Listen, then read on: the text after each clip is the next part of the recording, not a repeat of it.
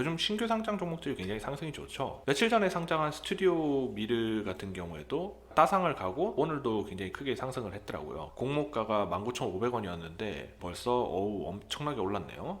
이 종목 외에도 3기 EV도 11,000원 대비 2배 이상 올라갔고, 그리고 오브젠도 많이 올랐고요.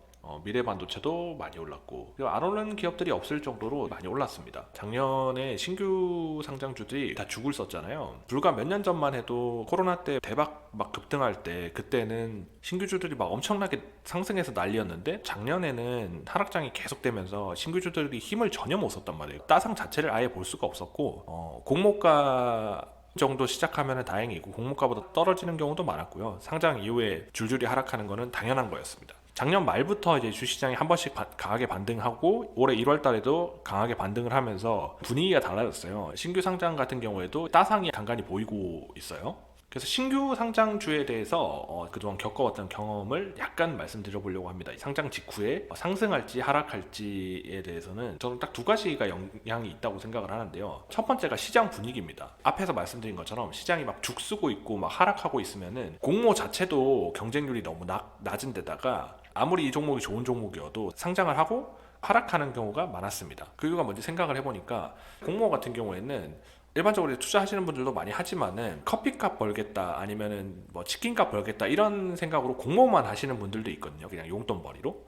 그런데 시장 분위기가 안 좋아지게 되면은 그분들이 아예 주식시장을 쳐다를 안 봅니다. 관심을 안 가져요. 그렇기 때문에 자연스럽게 공모 시장 자체가 줄어들게 되는 거죠. 왜냐하면 시장 참여자들이 줄어들었는데 당연히 돈이 줄어드니까 경쟁률도 당연히 낮아질 수밖에 없겠죠. 새로 상장했을 때 당연히 경쟁률이 낮은 상태에서 들어왔고 주식시장도 안 좋기 때문에 막 달라들라고 하는 사람들이 적은 상태예요. 결국에는 시장 분위기가 안 좋으면 수급이 안 좋기 때문에 신규주가 잘 갈 수가 없습니다. 이게 첫 번째고요. 두 번째는 작년 같은 경우에도 정말 뭐 죽쓰는 종목들 많았거든요. 경쟁률이 막 10대 1도 안 되는 종목들도 많았는데, 그 와중에도 경쟁력을 팍팍 뿜어내는 종목들이 있긴 있었습니다. 그게 2차전지 기업이었어요. 작년에 2차전지가 핫했거든요.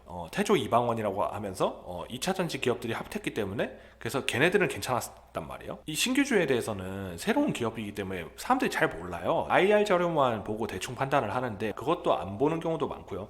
그냥 네이버에 검색해보면 기자들이 이게 무슨 기업이다 이렇게 한 단어로 뭐 설명을 해놓잖아요. 그것만 보고 그냥 판단을 하는 경우가 많습니다. 그래서 2차전지면 2차전지다 이런 식으로 태그가 달리게 되는데, 그 태그를 보고 투자를 결정을 하게 된다는 거죠. 요즘같이 AI가 미쳐 날뛸 때 AI 기업이 공모를 딱 시작한다면 경쟁률이 어마어마하겠죠. 네, 결국에는 너무 자세하게 무슨 사업을 하느냐 이게 아니라 그 사업이 요즘에 막 뜨겁게 움직이고 있는 테마랑 트렌드가 맞느냐, 이게 중요한 것 같아요. 그게 제가 생각하는 두 번째입니다. 물론 당연히 시장 분위기가 더 중요합니다. 신규 상장주 흐름에 대해서 짧게 얘기를 해봤고요. 얘기 나온 김에 공모에 대해서 잠깐만 얘기를 하자면은, IR 자료를 보시면 좋아요. 안 보시더라도 최소한 구주 매출이 있는 공모주들은 접근을 안 하시는 게 좋습니다. 구주 매출이라는 건 뭐냐면, 지금 현재 주식을 가지고 있는 비상장일 때 가지고 있는 애들 물량을 공모 청약하는 애들한테 넘긴다는 거예요.